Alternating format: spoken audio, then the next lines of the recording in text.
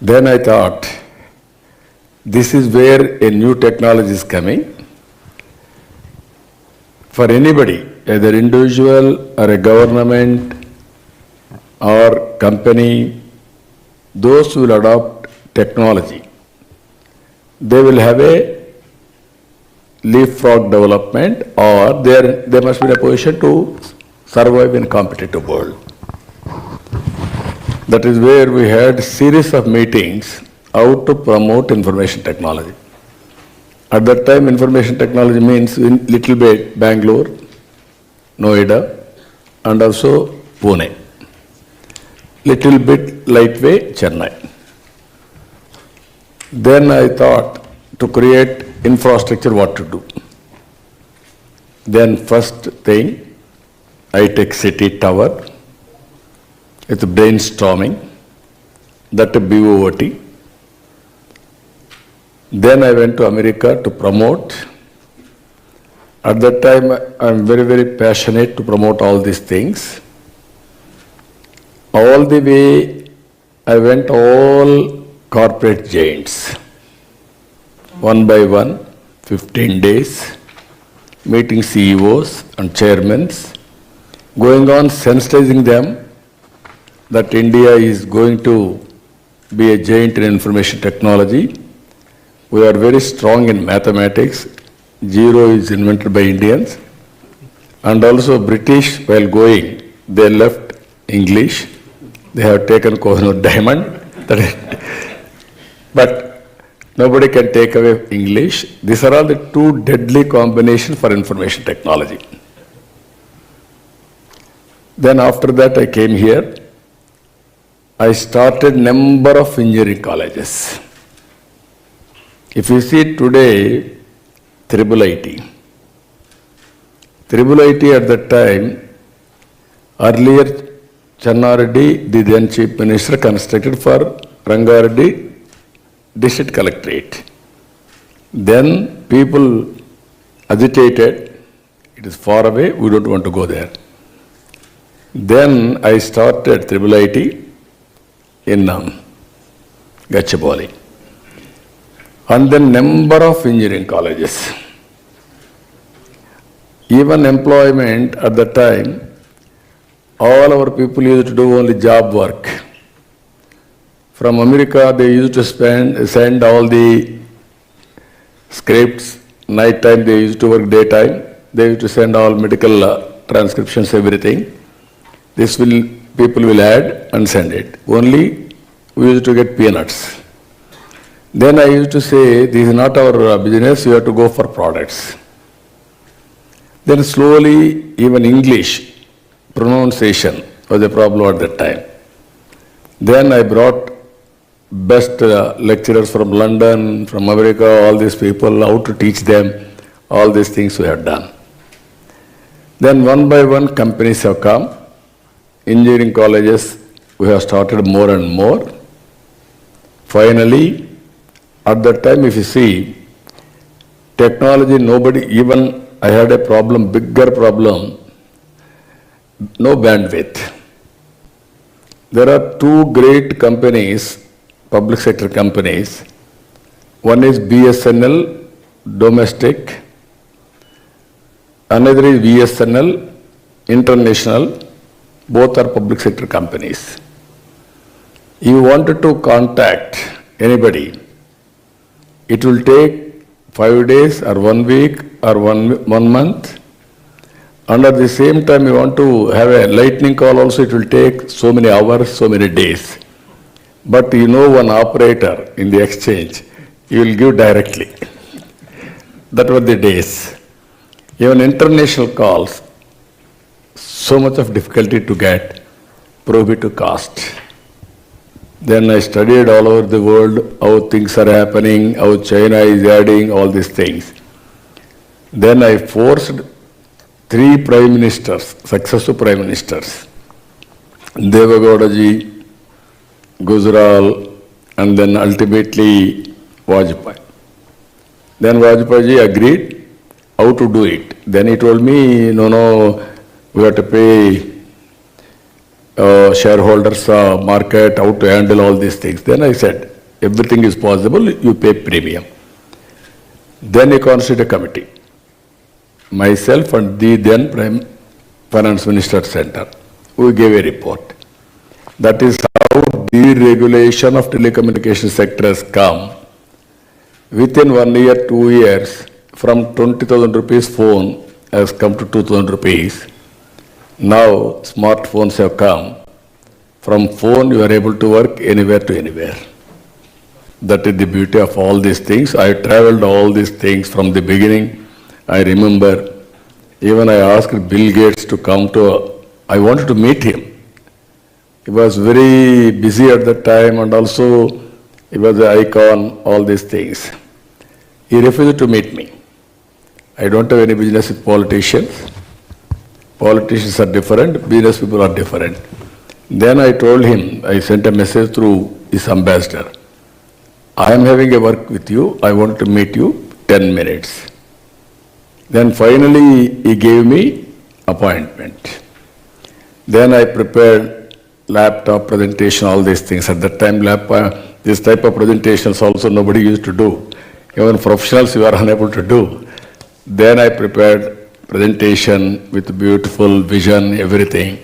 So much of time I spent, my secretaries, everybody. Then he spent with me 45 days, 45 minutes. Then he asked me, what you want? I don't want anything. You recognize the strength of India and Indians on IT. If at all you are convinced, you come and start up your company, Microsoft in Hyderabad. That was my request. Then finally, he said, I am not coming anywhere today, but let us wait, watch. Then I went all the way from here to Seattle. So many times I met him in Davos. Then he became a good friend of mine. Then ultimately he sent a word, yes, I am convinced, I will start Microsoft Development Center in Hyderabad, first of its kind after Seattle. Then employee of Microsoft has become president of Microsoft today. You see, one step you move forward, one step automatically it will help. That is the ecosystem we built step by step. That is where this Cyberabad, this area, if you can see Hyderabad, we have planned knowledge economy. One side information technology, one side pharma, another side biotechnology, another side finance. All these things we are able to integrate. Now people are enjoying the dividends of our effort at that time. So, as you rightly mentioned, maturity has come now. Indians are having advantage of technology. That is our USP. I can say it is in our genes now. And also, all over the world, Indians are doing extremely well. We'll come towards that also. First mover advantage for Andhra people, Telugu people. Initial movers advantage. That's why you go to any country, I used to say all these things for the last 25 years. Out of 4, globally, 1 is Indian. Now it has increased also. Among Indians, out of 4, or out of 100, 30, 35 are from Telugu people. That is how first mover advantage has come. Second advantage, demographic dividend. India got a very good advantage. Just now you have seen this slide. I am having strong belief on youngsters. They can do wonders now. These are all the deadly combinations for knowledge economy. So, beginning of infinity, you want to do anything, you can get it done. But leadership is important. That is where all of us, this conference is meant for that. Where to take, how to take, everything is available. Tomorrow, some more things will come. How we are going to take this technology to all walks of life. deep dive. Second, how policy makers can make a public policy to promote this for overall benefit of the common man. We are all talking only entrepreneurs, ecosystem, that's good. But at the same time, all of us has to keep general public, poorest of the poor, or masses, how to empower them. This is where I am very much interested with all of you. I am a student. I want to learn from you. Sometimes learning is a continuous process. Sometimes what you learned earlier, it has become irrelevant.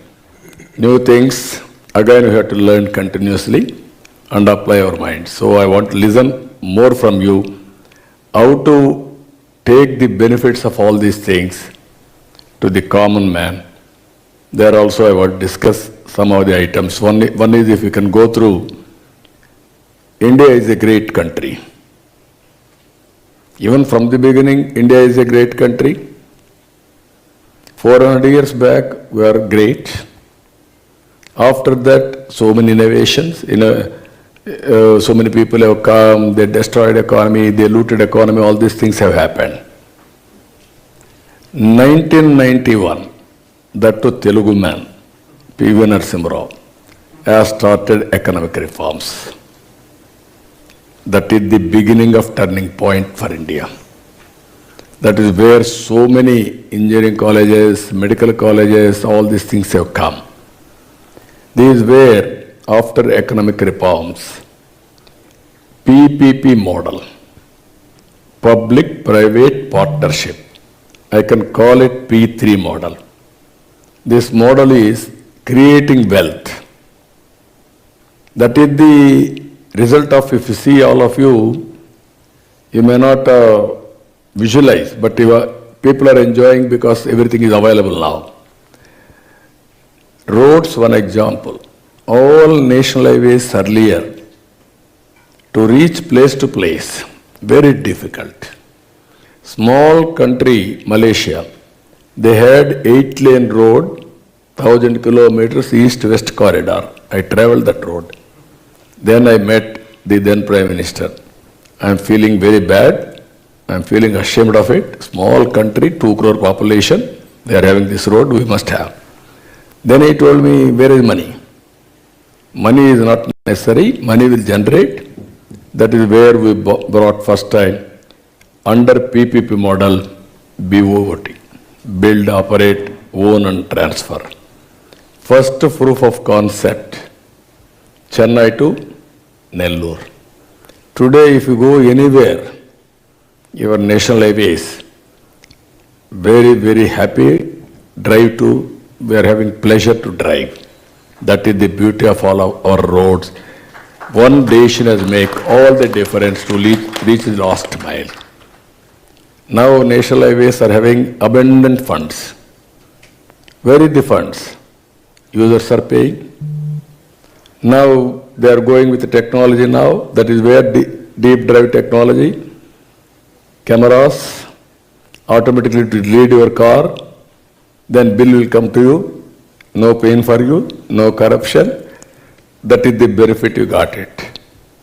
Then recently I am thinking, why can't you make all roads, including state highways, BOT model, then collect money from cars, four-wheelers, totally, cars or buses or trucks. It will be win-win situation. That is the policies all of you has to think over. Now I am having one more thing, wealth creation is certain. All wealth are enjoying only few individuals or few companies. This is where I am thinking P4 model. People, public, private partnership. Make people as partners. And Sanjay is doing mentoring for startup companies. Why can't you mentor people also depending upon your bandwidth, 100 people, 50 people like that, every individual can do it, then this country will become great country. 2047, no poverty in India. Every poor man you can make rich. This is my ambition, this is my desire, this is my request for all of you. Find solutions for that. That is where I came here to learn from you. As a policy maker, I have seen bullock cart. As MLA, I used to get 3 cylinders quota to recommend. At that time, 3 phones won't work, only ornamental. These are all the quota. Today you are seeing all these things changes. Driverless car, bullet trains, and also fuel. At that time, power also so many problems. I had a hectic time when I became Chief Minister with this Sauda, Electricity Department. Every summer, 3 months, all communist leaders used to bring people in a big way. They used to demonstrate there. Roads are blocked. Assembly they used to stall. No power. Then I used to take helicopter to go there to witness that fields. That were the days. Then I brought power sector reforms. You have seen that power sector reforms today. This is where everything is possible now. It is only visualization and how we are going to, after visualization, how we are going to transform vision into outcomes. If we do that, I don't have any doubt India will become globally number 2, our people are saying, but if perform, we will become number 1. Indians, I am 100% confident, they will be number 1 globally by 2047. Not Jewish, Indians will be number 1. Among them, Telugu people will be torchbearer. That is going to happen. So I need to learn from you, all of you. Thank you very much, sir, for that wonderful, insightful. You took us back, and then also you have shown us the vision for the future. Wonderful. A big round of applause to Chandrababu Naidu garu. Thank you. So as sir said, please be ready with your questions. If you have already made, please pass on the comments. I will have one more round of with the panelists, and then we will come to you. Okay. No, you can ask some questions, again I can come. Okay, okay. That is I better. see a hand there. Please announce your name and company or organization. Thank you, sir. I have 2 gurus on the days, Mr. Sanjay and of course you. Sir, I'll give you a context to the question. In 2007, I was at the London School of Economics. We had the Nobel Prize winner, Paul Krugman, who spoke about you in 2006 as being the harbinger of reforms in India. You saw technology when we barely heard about it. So I would call you the original, the OG of technology is you. So my question is, ChatGPT actually represents a break from the past technological development. I think it has the potential to change the world in ways that we cannot even imagine. There are countries like Italy, Portugal, China, Russia, which have already made the moves to ban it. But there is also a potential of ChatGPT to do great good, right? My question is, what is your view about a transformative technology like generative artificial intelligence? And if you were, if you were to make a policy, what would be your stand on that? No, I am very happy. You cannot block the technologies. Then we will be foolish. Today, Indians all over the world are doing extremely well. What is the reason? Only because of IT. Same Indians they have migrated. Only small number, wherever they go, they used to work as limited number doctors or agriculture or some motels. Today, in America, almost every country, our people are doing extremely well on information technology and also entrepreneur skills. That is one is age is an advantage. and also thinking process has been changed. Earlier, whenever you go outside, we are all diffident to talk with them. We thought we are inferiors. They are much, much superiors in thinking and knowledge, everything. That's why in high-tech city, I called American President Mr. President. He told me he was very happy, and then he quoted me. Then he went to America, he called all his governors. You are all thinking great. Go and visit Hyderabad. There is one government is working beyond our expectations. I gave him at that time driving license, here only. Then he joked also, if I drive in India, I will met with accidents or I will create accidents. Chat GPT you cannot ignore. Artificial intelligence, you cannot block it. If you block, you will block your future. I am very clear on that. How to use it for betterment, for overall benefit of the society, you have to work it out now. That is where I am saying P4. You are saying one thing. Under P4 model, by putting all families' data, I can prepare vision document for a family. 5 years, 10 years, 15 years, 20 years vision document. Then people like Sanjay, all of you, basing on your bandwidth and capacity, you can take mentorship by spending some resources, some time, leadership bandwidth, everything. Then you will see the changes. I am an ordinary man. I born in a village.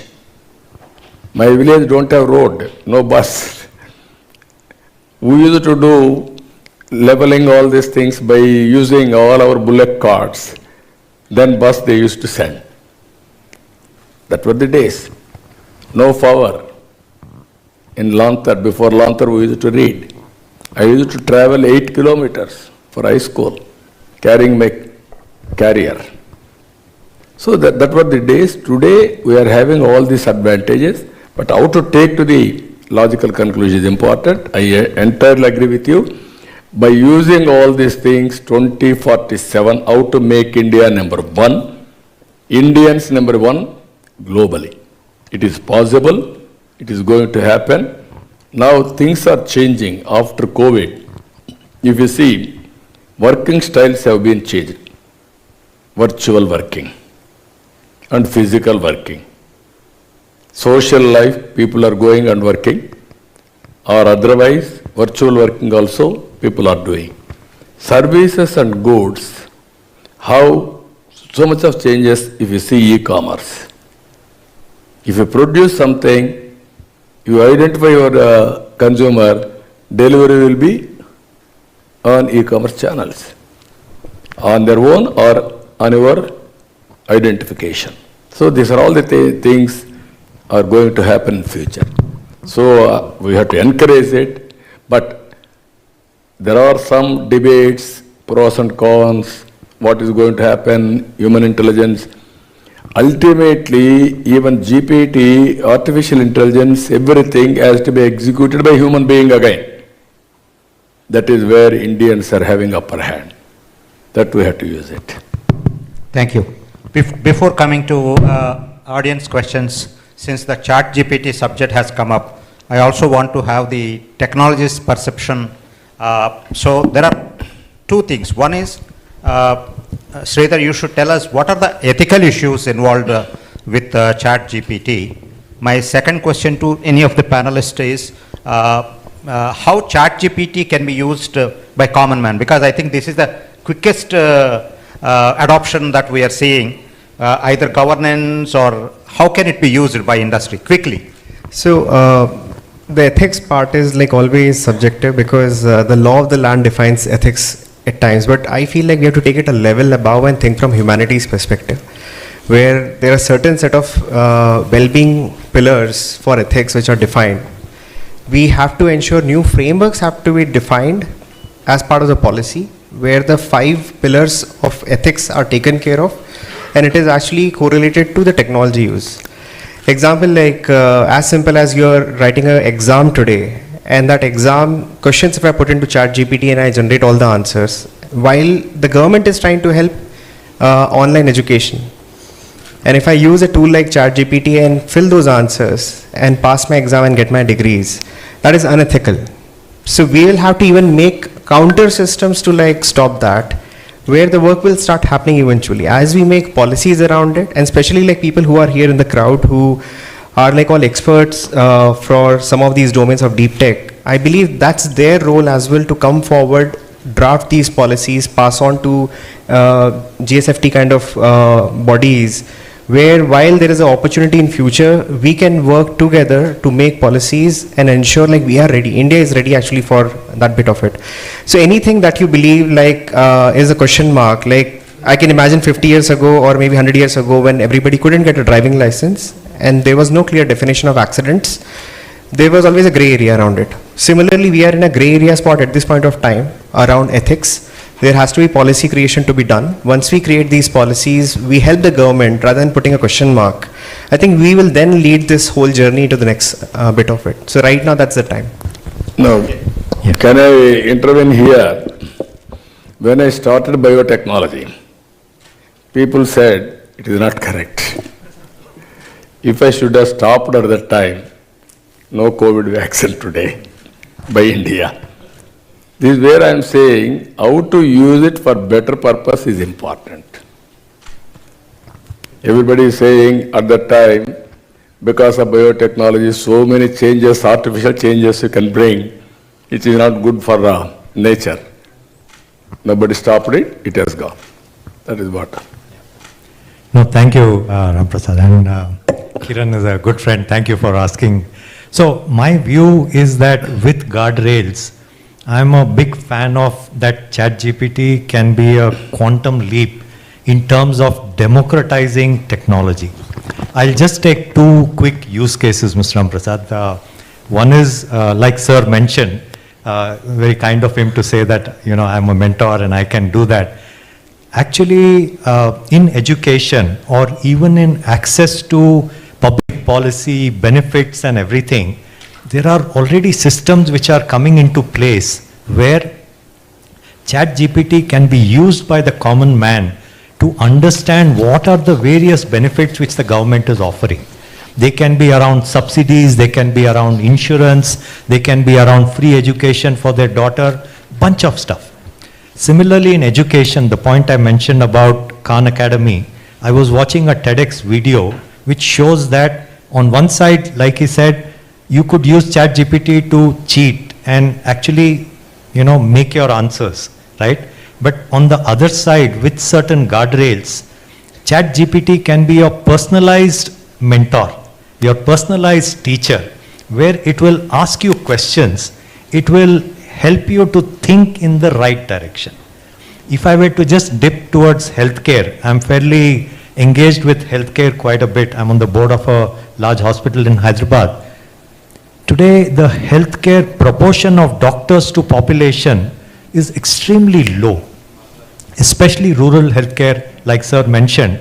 If I look at the Bharat side access to healthcare, ChatGPT can be a good co-pilot for telehealth practices. A lot of standardized responses can be filtered. I'll give you an example. There is a healthcare startup which detects tuberculosis by the sound of the cough, as versus taking a sample of your sputum and then culturing it and taking 10 days. With a 95% plus accuracy, this startup is able to detect early tuberculosis just by the sound of the cough. Deep tech AI combination into healthcare. That's my quick contribution, sir. Thank you. Thank you. Shriram, quickly.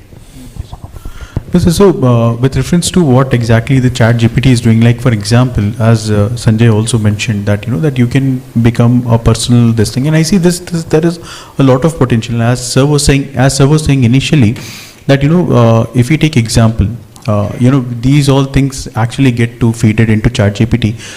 If you see example of even Mukesh Ambani, few days back, or probably 18 months back, They hired a few consultants. They are looking at the Japanese model to prepare a vision document that what should be the vision for that company and that for their family. So as sir rightly said, it is very much required when you are talking about SDG goal number 15, 17, thinking about people, that how they should think about livelihood, either how they should go to the next levels. I guess this is where the technology should go in. The technology should go into a level that, okay, if I'm going to give in my resume, or if I'm going to say that this is what I am doing and what is what I need, a chat GPT should tell me that, hey, this is what is possible for you. We don't have access to good research papers. We don't have access to best of the technologies. They should tell, hey, this is what your path is. This is how it should be. So as in the other people on the forum said, there are very, possibilities which will really help us to go to the next level. Also, healthcare policy works everywhere wherein ChatGPT can play a significant role. Yeah, I'll just add a couple of points and I'll go back to sir's earlier comment.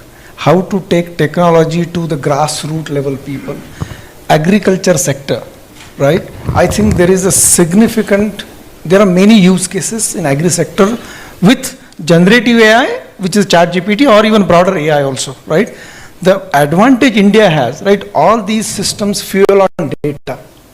India has, by sheer just virtue of population, I would still call it, huge and massive data. So the accuracy of information is a function of data you use. And India is in a best position, be it healthcare, be it agri. The other dimension, India has multiple languages, dialects. Using ChatGPT kind of solution, we can break the barriers of language. So the farmer or person in a rural village can still access information which is available for people in Hyderabad or Bangalore or Mumbai. Thank you. Satish, before ChatGPT, we have seen already lot of businesses have started chatbots to address their customers. So how do you see this changing the service delivery to customers or bringing a lot of information to them? See, we are very primitive in the logistics industry, which is my domain, in terms of saying, when does a truck come into a factory for a factory stuffing or rest of them, which is the crudest way to do it. You would pick up a phone, you would still dial, tell the transporter, sir, abhi aa jayega, aadha ghante mein aa jayega. From that to things like the current technology that have come, is the accuracy level has increased to a very large extent. The other thing is today in the factories or anywhere, the forecasts that you come from manufacturing and production and planning is a very bad area for you to do the rest of the planning. How many trucks do I need at the end of the month? What would be on the 15th and the 16th? I think with technology coming, you are addressing larger issues in terms of your demand forecast, your festivals and the rest of them.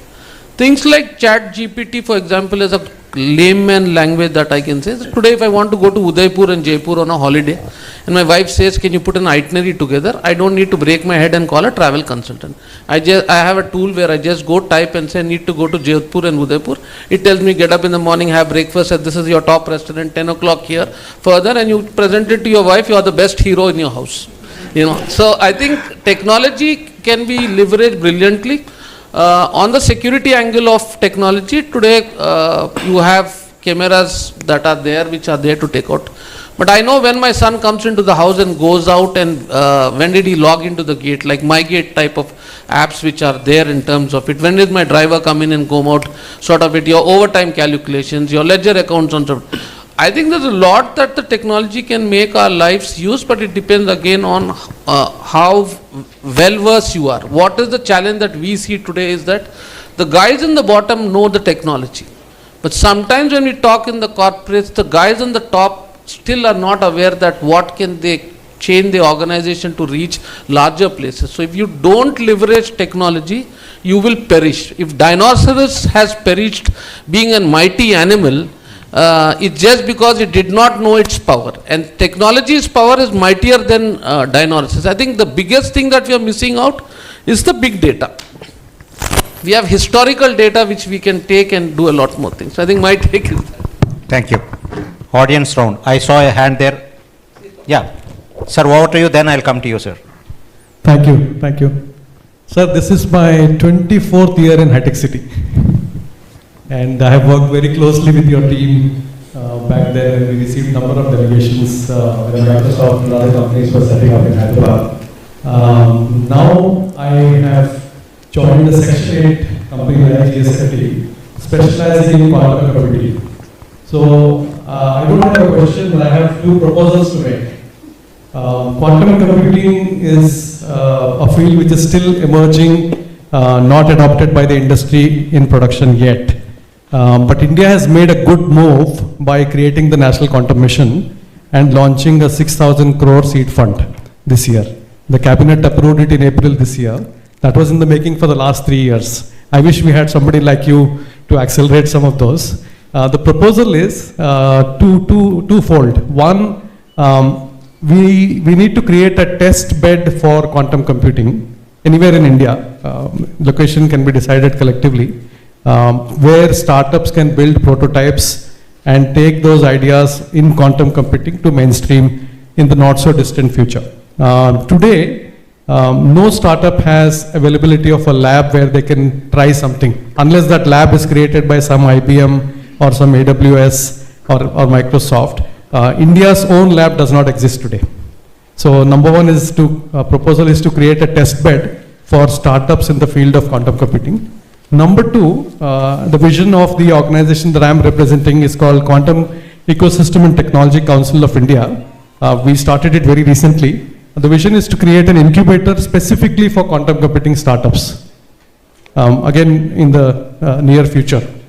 So these are the two proposals I wanted to table, and we need you to act as a catalyst for this sector to move more fast and India to have a strategic advantage in this space. And I will give 2 data points here. China's seed fund for quantum is $15 billion, 1.5.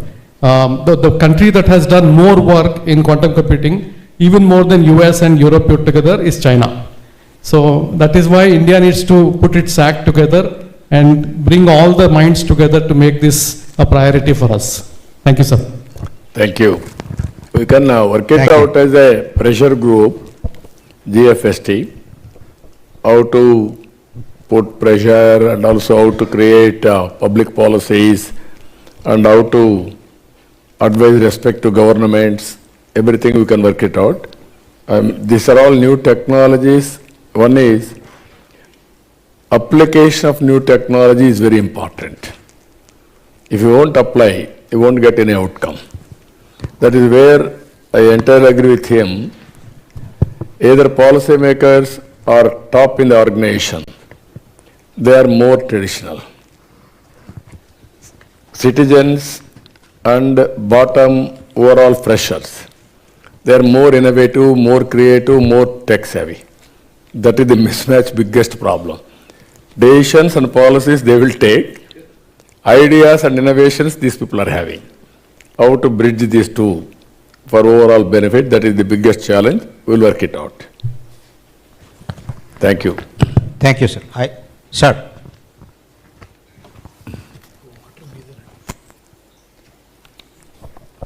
Yeah.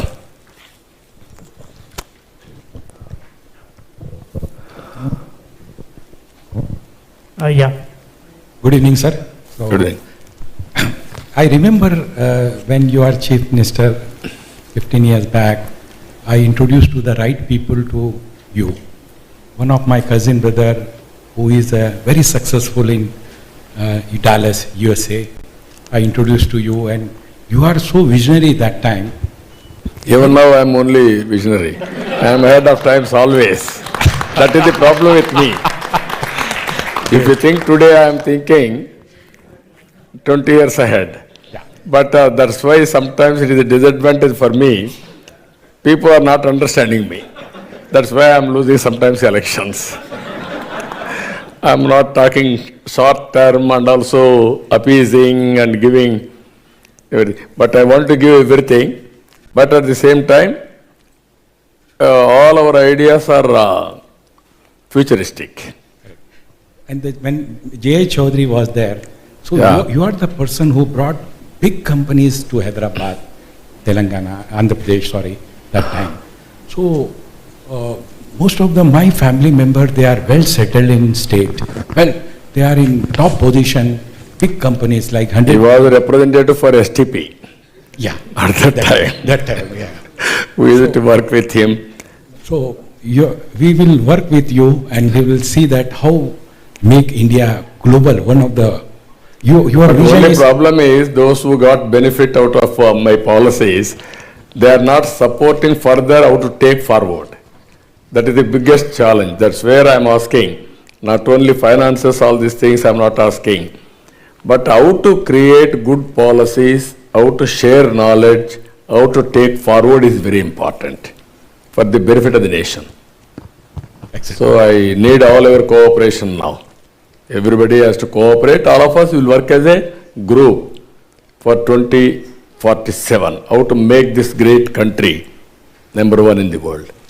We'll give policies, we'll prepare vision. and the India will become on the world map, definitely because of your leadership and everyone's support. Yeah, Thank you. everybody has to cooperate. Thank you. I see a hand there.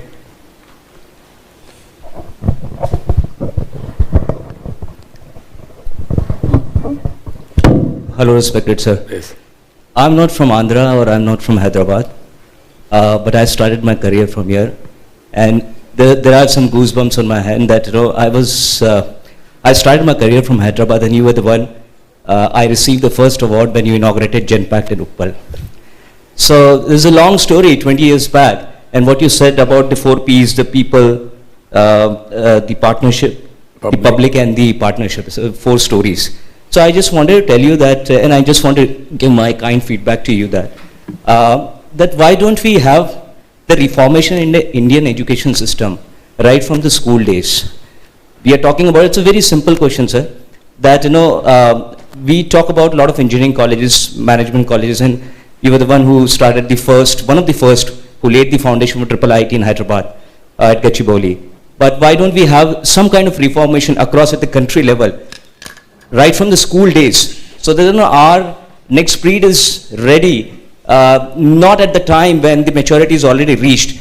It actually should start from the beginning, where the youth is actually moving towards the next set of evolution, next set of maturity when it comes to the technology as a whole.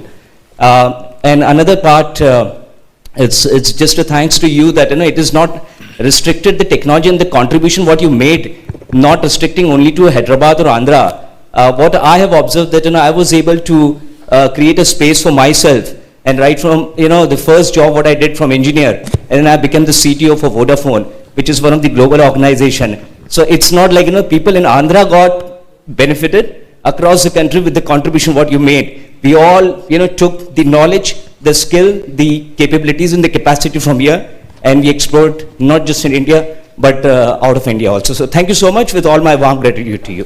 Thank you, brother. This is where I am asking. You got an opportunity because you are an initial mover. First mover advantage you got it at that time. Now you have reached a good position. This is where I am saying now technology is matured, and also it is a continuous process. That's why I referred beginning of infinity. You are seeing some changes as on today. ChatGPT is one. In future you are going to see more changes, and everything is possible. That is what is going to happen in future. This is where all of you I am asking, as you mentioned, you are mentioning education. I am asking top 10 policies where we can transform India number 1 globally, Indians number 1 globally, and also Indians can work virtually and physically for global service. Once we are all thinking population as a disadvantage. I also promoted population control. Very vigorously I used to promote. I used to call public meeting, 4 children mother, 1 child mother, I used to call on the dais. Advantage, disadvantage, I used to compare. Then they confessed. No, 1 child is they are looking after very well. 4 child we are unable to look after well. That's why within 1 decade I was able to control population. Same person, I am promoting now population management. At that time I imposed ban. If you are having 2 children, more than 2, you are not eligible to contest in local bodies. Recently I announced, I am lifting that ban. I am promoting population because in future, aging population is increasing in Andhra now, in South India totally. That is a dangerous trend.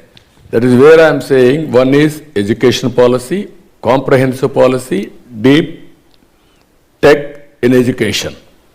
And also you can go healthcare, as you rightly mentioned, all of you, so much of work we have to do. By using technology, accuracy and proper knowledge, and we can do wonders. I am working now, one small example as an NGO, Nutriful. This Nutriful, in a trust we are working, by having, one is preventive health, and also with all these things, food as a medicine, kitchen as a pharmacy. So what your body, one is gut. You manage your gut, then so many problems you can control. You have to manage your mind. Mind and gut will talk continuously. Something wrong, then whole ecosystem will disturb. Either your heart, your BP, your sugar, your kidney, everything. Even some preventive, once in 3 months or 6 months you can have a blood test. Basing on blood test clinical results, you can prescribe diet. Same diet, moderate or nutritious food, which one he has to take, which one he cannot take, all these things if he can do. 100% preventive disease you can control. Preventive health you can go. Communicable disease you are seeing. So much of money you are spending. From there onwards, specialization will come, as you mentioned rightly, doctors. If you can compare population with a doctor, you cannot meet. You can go with technology. Every person we can take care. Either preventive health and cure also we can handle in such a way, cost-effective healthcare. That is where you have to go through some measures, deep tech. Then road connectivity, just now I told you. Now we can go new energy policy. I created energy policy at that time, power sector reforms. At that time, if you see 60% theft or transmission losses, distribution losses, then first time power sector reforms, the regulatory commission and energy auditing, everything we have done. Today, recently I promoted solar, wind. If you can make new energy policy, you can reduce cost of fuel in all walks of life, either industry, either domestic, whatever traveling, your cars, everything drastically. How to do that? Now, just like social media, everybody is a owner on communication. Energy also you can produce at your premises, at farm, agriculture, you can subsidy, you can give it free. Then you can generate power, no land cost. Then you can use it for lifting of water. There is surplus, you will give it to grid. Then you can grid, you have to manage. Governments has to manage grid. How to manage grid? Deficit surplus for the consumer. Existing grid is enough. If you go for deep tech, again, 20 years back, 25 years back, from Yusuf Guda, I used to operate all substations off and on. Not there. Today, your house I can cut power. That is the technology today. So what I am saying, if you can do all these things, energy, it will come 2 rupees, 250, 3 rupees. Your house will be a charging station for your car or cycle or scooter. Your road is seamlessly you can travel. And energy, this environment you can imagine. All energy, electrical vehicles. So that is where I want, even governments wants money. You are saying for unit 3 rupees. I can charge you 1 rupee for electricity duty. It is a win-win situation. Government will get money. You will also happy. Clean energy, environmental friendly.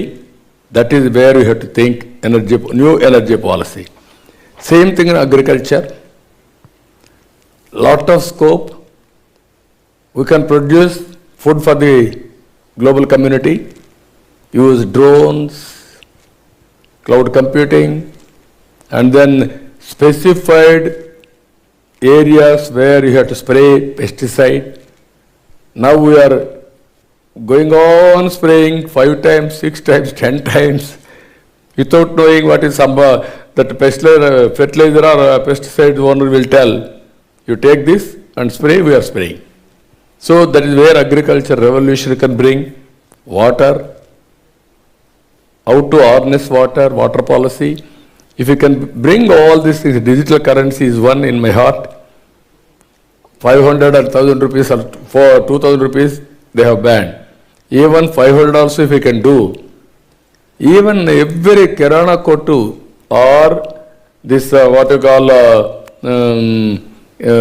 T-Bala is able to give you swapping all these things, QR code, and automatically supplying tea, productivity has increased.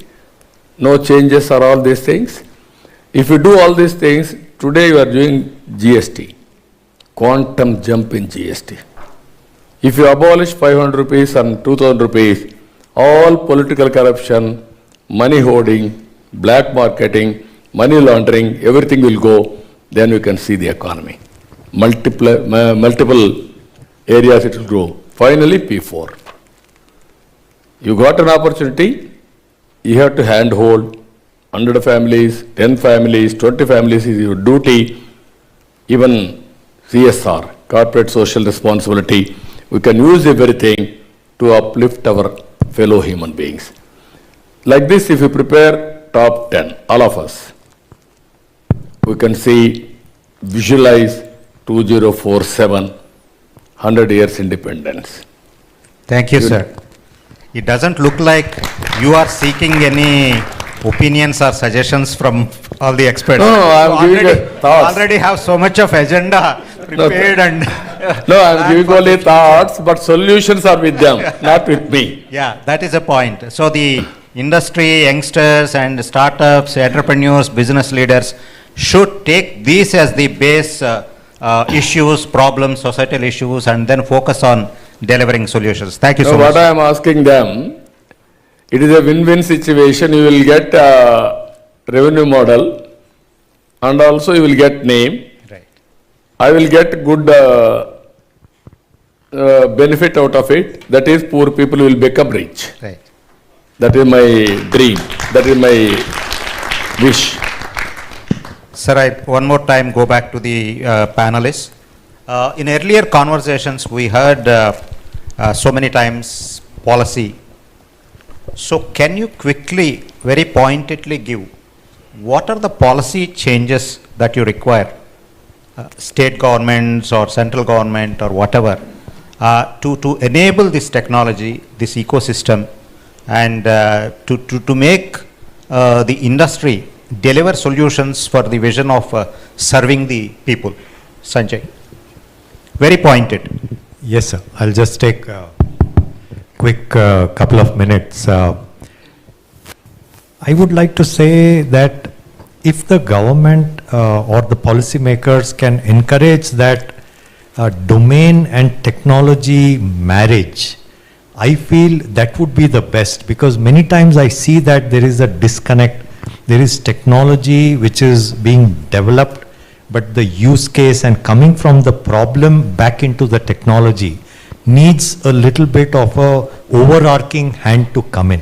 I feel maybe the policy makers can contribute to that area. That's my quick one take, sir. Thank you.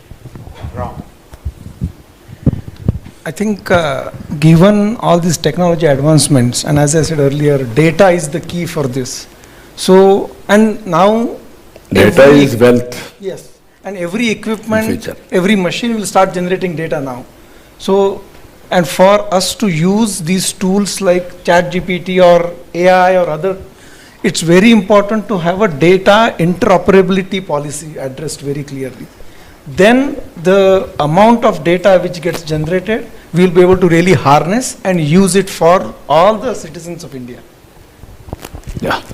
So I think Sridhar, earlier you were talking about a PPP project, how artificial intelligence can... absolutely, sir. So there are these ambitious projects certain state governments are doing. Our startup is actually doing one of those projects where we are mapping all of the Aadhars of a family and then rolling out schemes and benefits for the government for the right well-deserving persons or their families through that bit of it. There's a lot of data mismatch. A lot of times people don't put the right spellings, right sequence of surnames. Starting from that, as simple as that. One person would actually update their address, the other person would not in the same family. So we are using extensively AI. We have done more than 2.5 crore records processing, and we have got the big bunch of services rolled out. I personally feel, but on the other side of it, in terms of policy, there is more needed because the newer generation, younger generation is much more open to give their data against the benefits.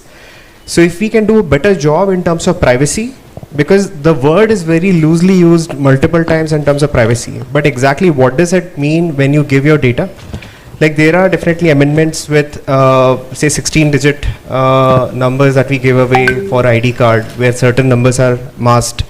But there is more to it. How do we really make that secure? There is more transparency right now coming with Aadhaar, but again, there will be more requirements that will come up when it comes to AI.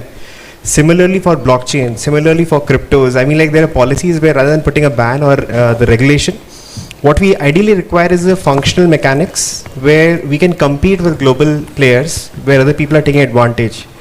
I feel like there would be opinion for a lot of people that crypto bubble has bursted, but again, practically there will be centralized and decentralized both economies that will work together. We'll see new type of challenges coming out. So we need policies around that where we can compete, and like example, USDT is a currency which is stably like sustaining against US dollars. While the digital rupee comes out tomorrow, how do we really ensure that we are not again stuck in the same forex exchange value proposition? Because there is a new opportunity today where we can actually increase the value of our own digital rupee. And can we do something around policies where that dominance can be achieved? Like there is a hard reset with digital currencies coming in. Can we do something around those by policies? Like I think that's where there is a lot of scope. Shriram. So, sir, where I would see that we need to think about from a policy and technology coming from perspective. I was just reading newspaper a few days back, and we were saying that that also Mohandas Pai a few days back was saying there is tax terrorism which is happening, and we get to see that day before yesterday's newspaper that 243 new crorepati coming in because of HUL. Now, if you see from that perspective, even every year we get in more than 100 crorepati in Ernst & Young and so on and so forth, that kind of company. We get to know so we are getting in details about people who are earning money, who are whatnot. So the policy needs to come in from a perspective that if you are investing this money for the social good, if you are investing this money in creating new jobs, what kind of incentives will come? Because the biggest threat that I see is now, if you see the number of millionaires which is increasing in India is exponentially increasing in China. And we are actually now we have got a better opportunity. Rather, I would say the God has given us an opportunity to dominate the world because we are being blessed with the biggest number of population. So if this money is being utilized for creating of jobs, enhancing skills, how policy can help them in not getting taxed, giving them better opportunities so that more and more it's a good segment of this money is being used for the better world and creating of the society. See, at the end of the day, we all should agree that we are actually product of the society from where we came in. And there is no better society than the Indian society that has given the world too much over the last few thousands of years. So that is where we need to think in that how policy can be used to encourage people who have the might today to do better for the society. Yeah. Thank you. Satish. Quickly, I'll come from a different angle altogether, is that deep technology and policy decision. Our take will be that the cyber crime that happens in the logistics spheres, especially where you bring down a large corporate organization running with technology, and suddenly someone hacks your system and your whole world comes to an end.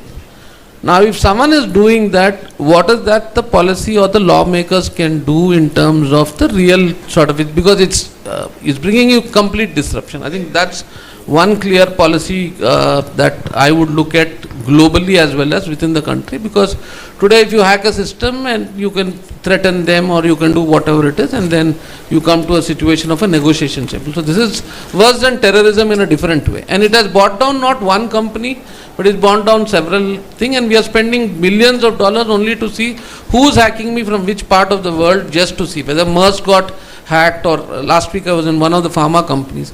All servers were hacked. Now, it's just that the other guy who's hacking it doesn't have a fear on what is going to happen if he hacks it, it becomes. I think that is where, as deep technologies come in, we need to look at clearly a policy on the cyber crimes as well. Thank you. Anyone from audience? Yeah, hello. Greetings to all panelists and Chandrababu. Can you be louder, please? Greetings to all panelists and Chandrababu sir. My name is Tushar. I am a senior research scientist at AI Center of Excellence for Reliance Research. Sir, my question and the proposal in terms of technology specific is related to especially the computation kernels. Anything we do with AI requires these computation kernels. Specifically, currently we use GPUs to solve the AI problems, but in a very sooner future we will use qubits. I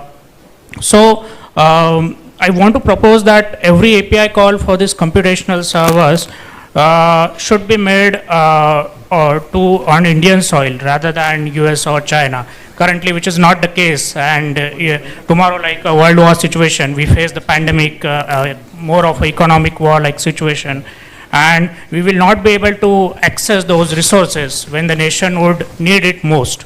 So on a policy level, I want to know your views, and if you feel that this be as a strong proposal that we have a computation servers hosted in the nation and have access to every undergrad student, startup, and other enthusiasts in a democratized way. Can you elaborate further? What do you mean exactly? I'm able to follow. Yes, sir. So, the servers we need to have in our own nation. Yeah.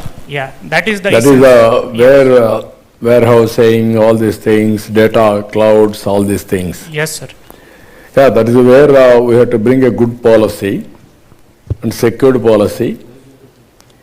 Now people don't have any belief on existing policies. That's why people are keeping all the data outside the country. That is the biggest challenge. So we have to bring conducive policies. That is also very important. I am in favor of that. All data, India can host it. We are capable. Even foreign countries can host data here. Then so much of benefit also for us. I am in favor of it. Thank you, sir. All these policies, what I am saying sometimes, all our ideas may not reach top people, policy makers. That is where GFST is going to work as a supporting policy decisions, as a NGO, as a pressure group. This type of groups more and more has to emerge. It will become lobbyist also, or creating policies also, giving ideas, everything will happen. Good policies sometimes, marketing also is important. We will work it out. Thank you. Good to know, sir. Thank you. Thank you. Any more questions? Sir, namaste. I am Venkateshwar Rao from Vijayawada.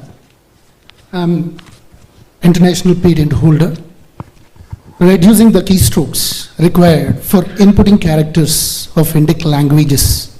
This is what my invention, and 2022 December I got American patent in this.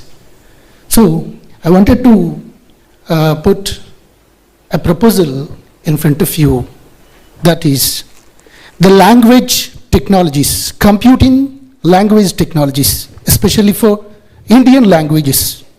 There are 22 Indian languages was there: Telugu, Tamil, Hindi, Kannada, Malayalam, etc.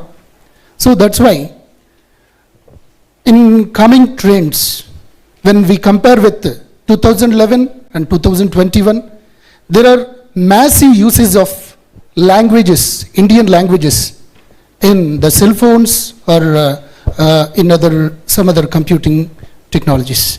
And IBM, Microsoft, and big companies also concentrating on these latest trends. That's called localization. So I wanted to put in front of you a proposal. That's what the encouraging local languages in computers, computer technologies. And me also, I have a startup company, that's Sri Tech Nivasa Private Limited. We are going to work in this regard.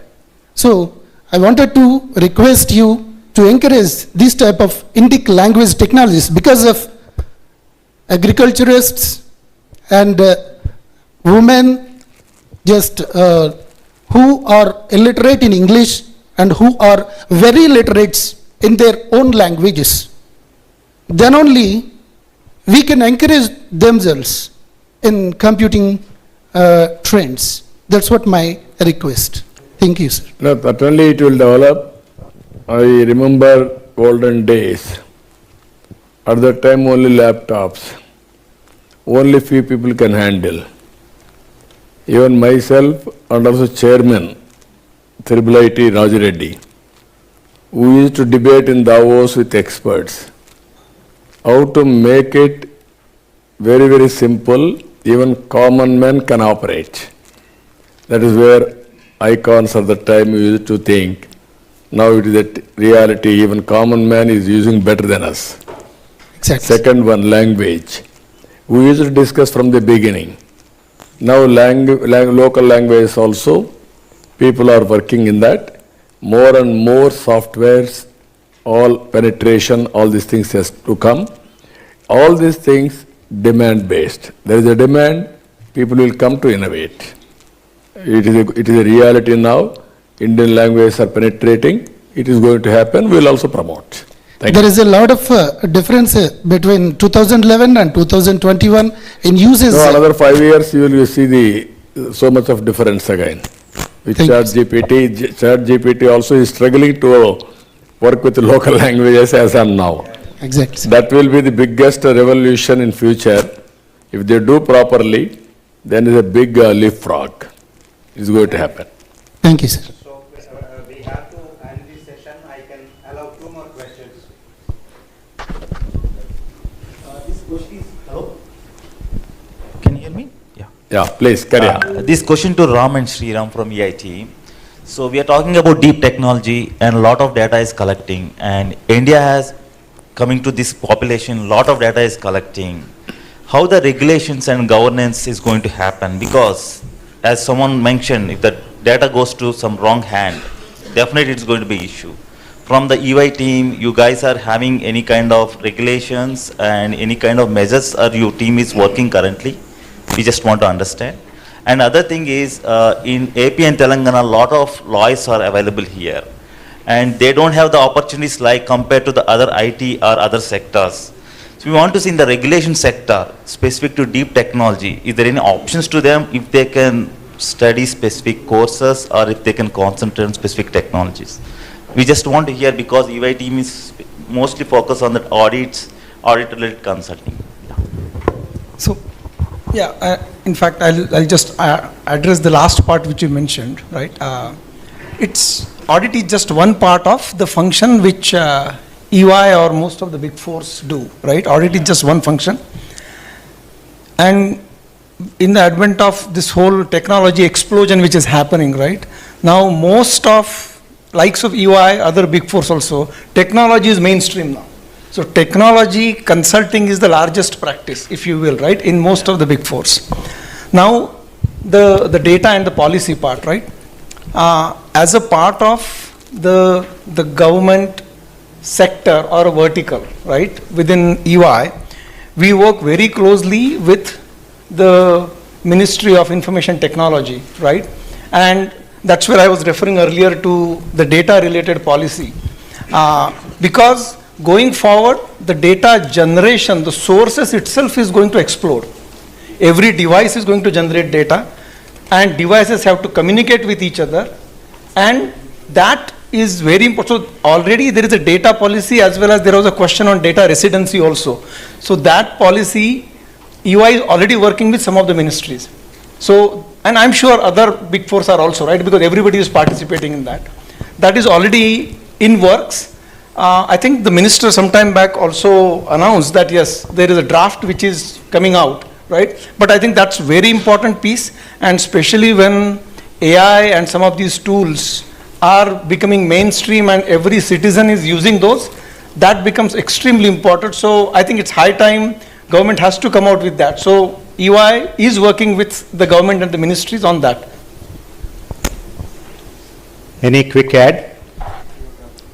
No, I just wanted to say, like, that with reference to EY, when even we are working with quite a lot of different government agencies, the first thing that we look at is the data. So, like, for example, I was being asked to work on give inputs for creating startup policy in one of the states, and in that particular state, it is one state wherein it's one of the most highly, joblessness is there. In that index, it's very high. And wherein when we wrote the policy, especially keeping that in mind, we kept in mind that, that the companies, the startups or the companies which are especially working in the skill sector should be given some more advantage than somebody else, keeping that thing into the mind. So it might sound very simple, but if you are getting in more and more skill development companies, then in that case you are creating that skill deficit, you're closing that skill deficit which was there. So from that perspective, so whichever sector it is, wherever we are working in, we first go and see what kind of data we have, what it is, and how it really takes us to leapfrog. Leapfrog is an older version. Rather, we think about Volpalt. That what can be done in a bigger sense, or what are the best technologies, or what are the best things that the best countries are doing that we can bring in, and it is being done in a very systematic fashion, wherein it's a step-by-step growth which can happen over a period of year, and data of monitoring of that growth is also being monitored at all places. So keeping right from policy creation, policy governance, and the procedures of following them, everything is monitored, wherein we keep data inside, that bringing that, creation, monitoring, everything, we keep data into focus while doing that. Thank you. I want to acknowledge CBN sir. I started my career with Center for Good Governance, which is started by you with the DFID UK related funding. I am very much happy to say that in 2005 itself, we started as an AP government with whatever the technology we used to capture and whatever the governance reforms were happening in that one, and just I want to acknowledge it. Thank you. Thank you. Very nice. Thank you. Thank you very much. I have a few more questions, but they are very technical. What I can do is the panelists are going to be here for a tea session. Then either I can ask them on your behalf or you can interact with them. But there is one final question which I would like to put it to CBN sir. This is from Mr. Chowdhury from NippleNet Solutions. No, you are not giving women any question. She is raising hand. Yeah. Sir, this creating... Gender biased. Making... You are gender biased. Yeah, please go ahead. I'm sorry. Thank you so much, sir, for the opportunity. My question is, we've seen what wonderful leadership could do to a state or a country, or, how it has impacted all our lives being here. So I wanted to ask you, what important piece of advice would you give for all the leaders who are driving this technology forward? So what I am saying, from the beginning, I am a strong believer in technology and leadership. Everything is possible. You want to achieve anything in life, have a focus, have your own vision. To achieve that vision, you work very hard. 20 years back or 25 years back, I used to have hoardings. Dare to dream, strive to achieve. That was my slogan at that time. Now, because of all these things, some takers, people like you, Even sometimes I am worried, people are not coming to politics. I am thinking we are all selfish. We are all earning more comfortable lives. Thereby quality of politics is deteriorating. All our future, all public policies are decided by politicians. If there is a quality of public policy, there is a transformation of the society. Overall transformation. This is where we have to work it out, continuous way, how to bring better quality. If I didn't have this opportunity as a politician, I should not have been done these policies, IT, all these things, Cyberabad or IT or BT or pharma, all these things. This type of transformation is not possible. Ultimate, a leader in public life is important. Strong leader in the country's future is transformed, or state, or a company, or a family. This is my strong belief. Now more and more qualitative politicians has to come to public life. I wish all the best people like you has to join. Thank you so much. Or you work. Thank you. Now, sometimes I'm feeling bad also. Those people are very, very affluent. You won't bother about voting. The value of vote, you are unable to analyze. Some people, 2,000 rupees, 3,000 rupees, they are selling their future. That is another mortgaging. That is also dangerous trend. This is where democracy has to be protected continuously. That is where I am requesting all of you, awareness among, at least you have to bring awareness among voters. Now earlier, all of us used to do politics means only joining politics and do. Now we can change the public opinion through social media. You are the owner of your social media, either YouTube or Facebook or Twitter or Instagram or TikTok, anything for that matter. That is how we have to build opinion positively for good things. That is very important. Agreed, Thank sir. you. Thank you, sir. Thank you. One last question, sir, to you. This is also from the audience and on behalf of all of us. Sir, how do we change the poor to rich or improve the poor by using technology? Because that is the major question. Your vision also uplifting the downtrodden communities, and so how do you see the technology changing and impacting the poor people and farmers? Now I am asking you, this is very nearer to my heart, because why I am saying, after economic reforms, P3 is the model, public-private partnership.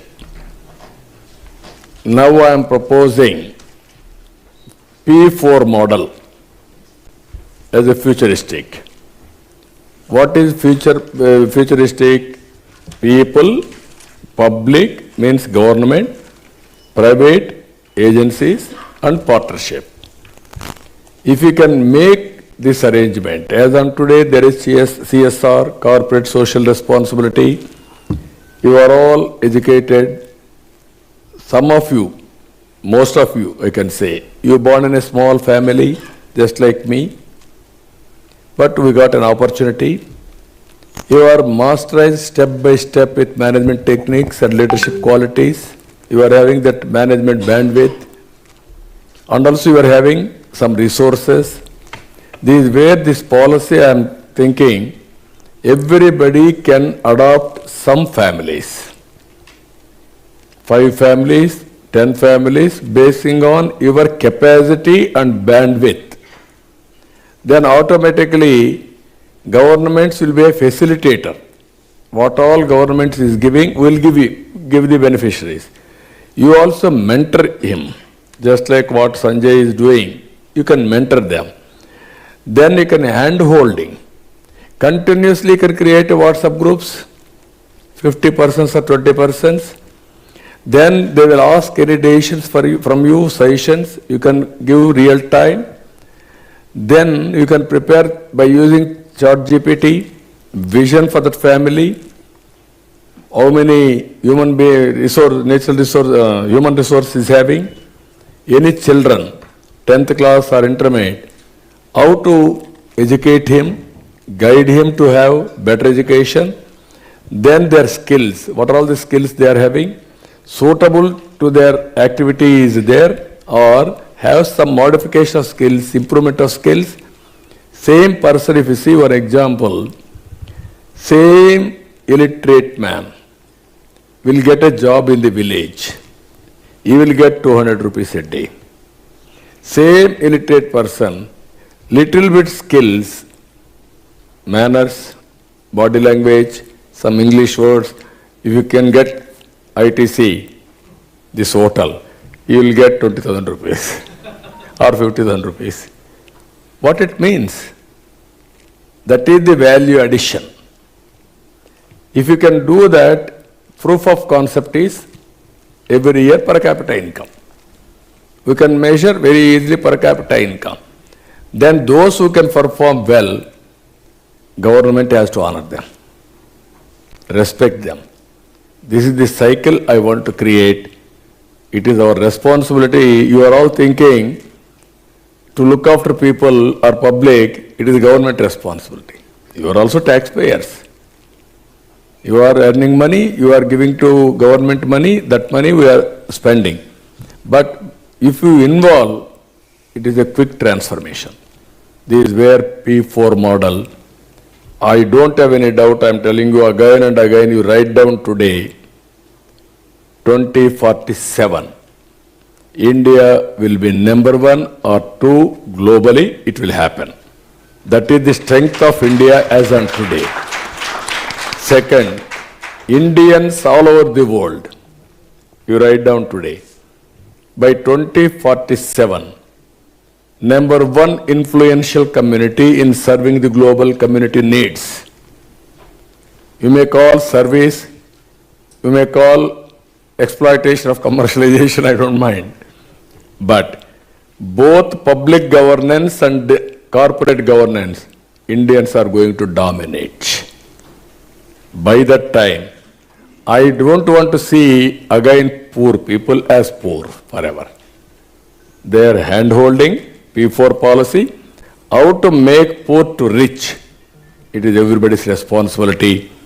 Governments will facilitate, all of us has to cooperate, we will work together. That is the great India we wanted to see.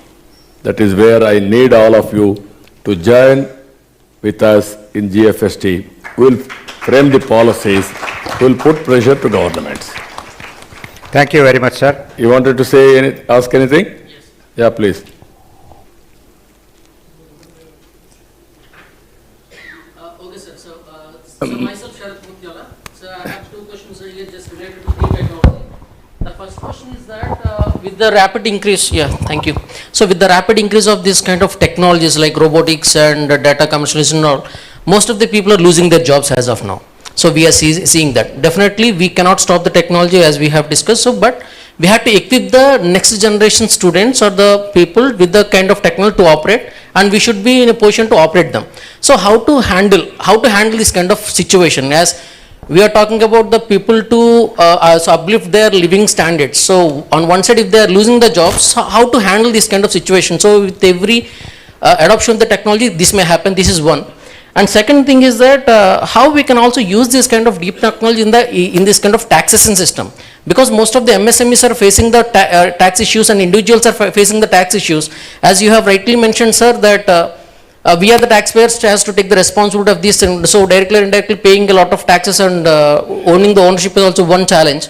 So how the deep technology can be the like one use case is the tax. So how that will help the MSME sector to grow further, and how to handle with the capacity building of the next generations to handle with the technology to sustain in the job market.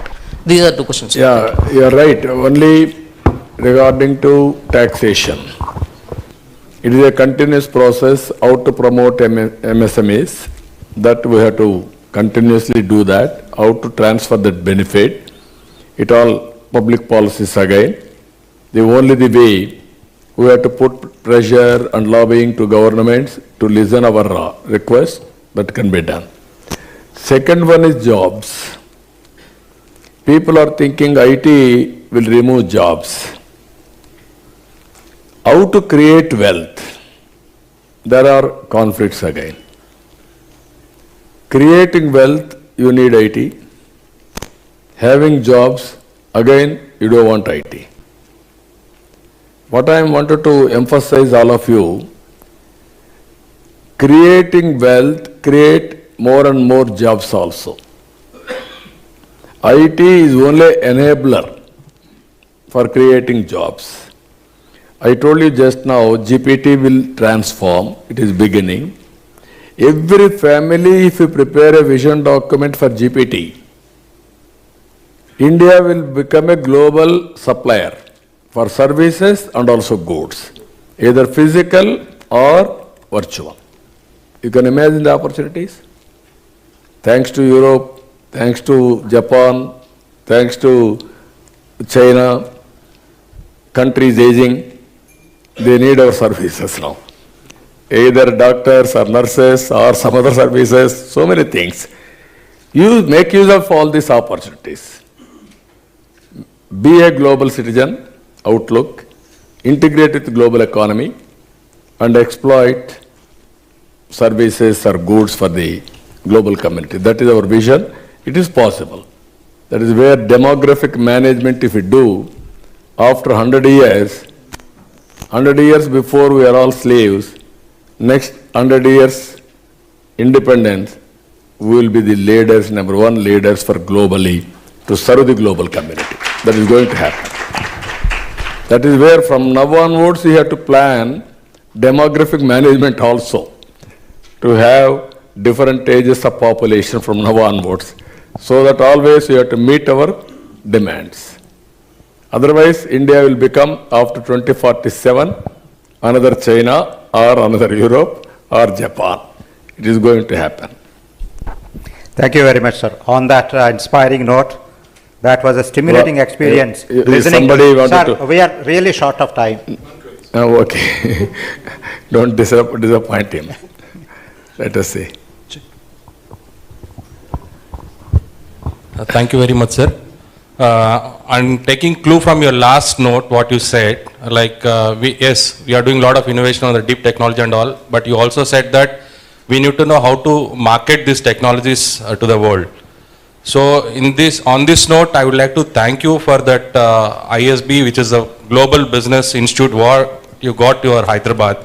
From last 20 years, 20 plus years, I think we have not received any other institute just like ISB. So I just want to thank you, sincere gratitude to getting the ISB to Hyderabad. Now, I am very happy he has given a solution, ISB solution, to get jobs or outsourcing consultancy. Even for ISB, how much effort I put at that time. Fortune 500 companies wanted to start business school. Then it has reported in some magazine.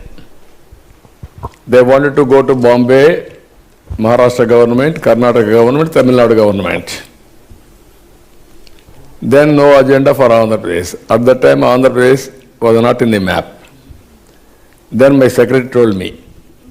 Then McKinsey chief at that time, Rajit Gupta was the chairman of that committee. All top people are in the board. Then I telephoned to them.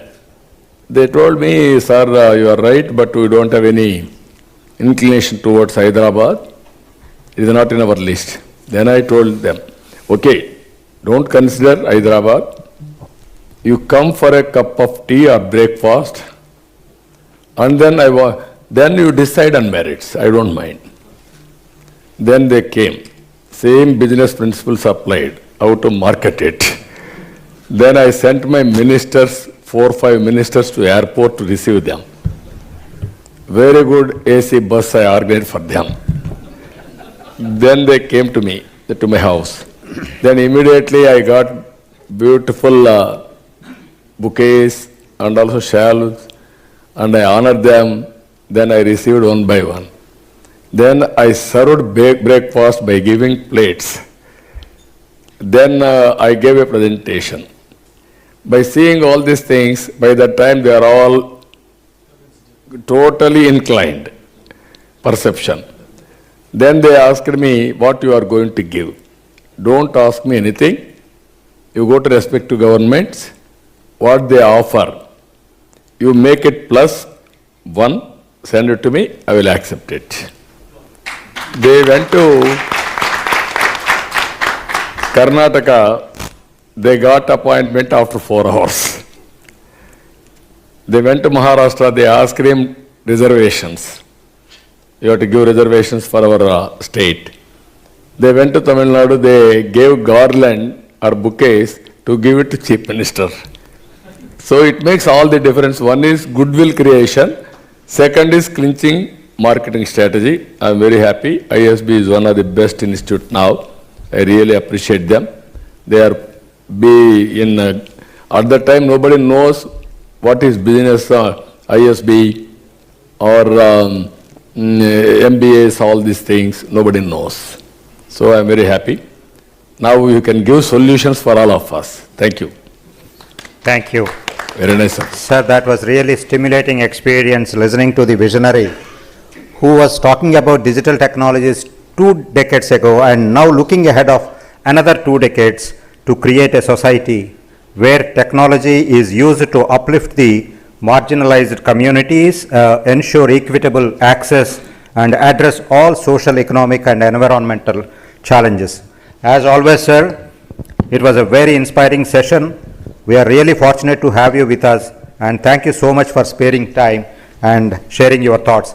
A big round of applause, please. Before I announce the formality of giving mementos to the panelists and to the chief guest, I request Sri S.P. Thakkar sir to come over onto the dais and say a few words.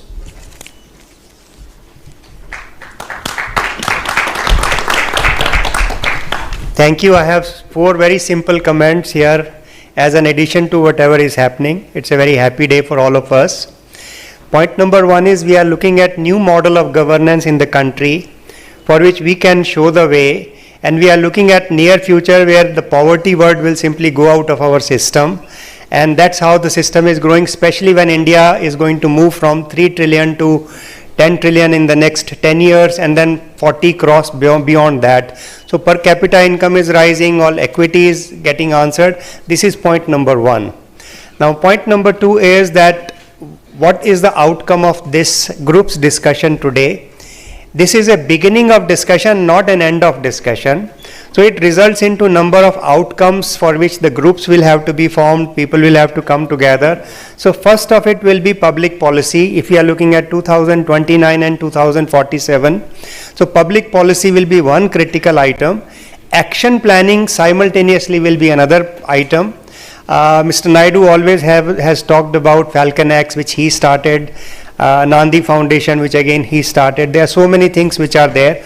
On similar lines, if we are looking at startups of 2 kinds, the existing units which are already working and they are struggling, like we have a digital stack for MSMEs, again how it comes out, and the new startups.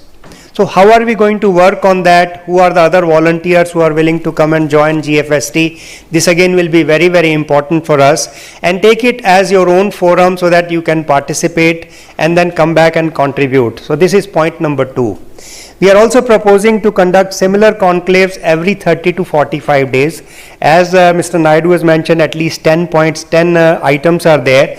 So we already have thought leaders in these areas. We also are looking for much more, and then we are trying to work out on that. So if you have any ideas in this context, or if you would like to partner with us, you are all welcome towards it. The final point is gfst.in is the website. Have a look at it. How do you want to contribute it to in whatever you think is possible? Please give that. It's already given over there. And just now we've got a message that UNESCO would like to join into our initiatives in various ways as to how we can take it forward. So all of you are welcome. Be a part of it. Tell your friends and all other people who can play some kind of a role, and let us take this forward. I remember when we discussed about formation of GFST, we were looking at something our own World Economic Forum kind of a body, because World Economic Forum refused to come to India, though they have partnership with CII, but they refuse to come to India. They are present in America, China and Japan, but not in India. Some discussions were going on to set up something in Mumbai, but we have our own forum like this where all of you can participate, and please mention to any more number of people who would like to join us. We are always available, our information is available, and you are welcome to join. Thank you. Thank you. State also, or are we restricting only to Andhra? I mean, No. Can be taken to other states as well? India at 800 for Indians, and every state is welcome. Like we have a member here who is participating in 10 states. So Telugu's is one thing, but all other states also are welcome for that. It's open in every possible. And as the name says, it's a global forum, so there is no regional limitations. Thank you very much, Tucker sir. Now I request Sri Chandrababu Naidu Garu to give mementos to all the panelists who contributed to this forum. So firstly to Mr. Sanjay Jasrani.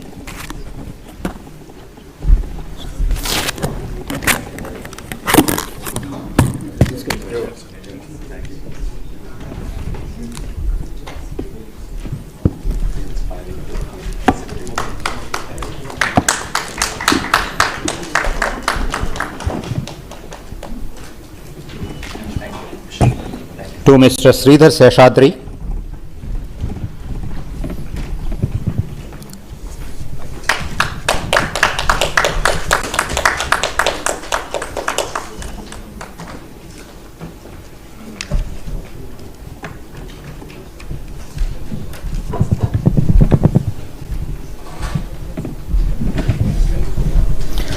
Next to Satish Lakaraju.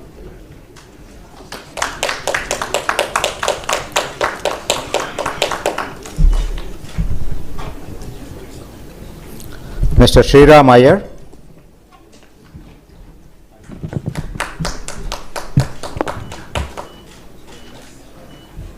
And Ram Deshpande.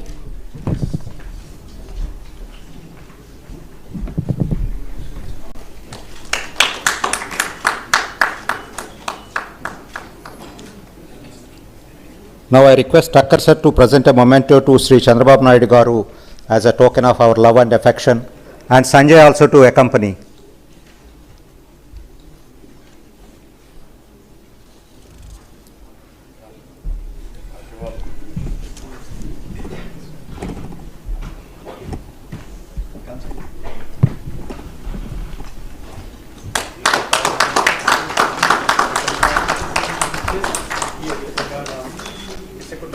Kutumbrao Garu, Ramnath Garu.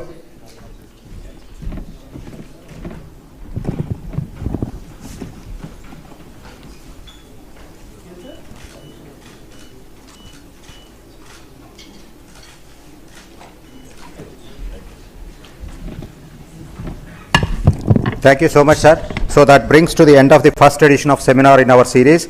We extend our heartfelt thanks for gracing this occasion to Chandrababu Naidu Garu and all the expert panelists, and also the volunteers and India Next for their hard work in putting together the conference. We have a tea break. I request all the participants to have their tea and snacks. Like there is a tech element. All the investments that we are seeing going into startup, it is driven by, some part of it is driven by technology.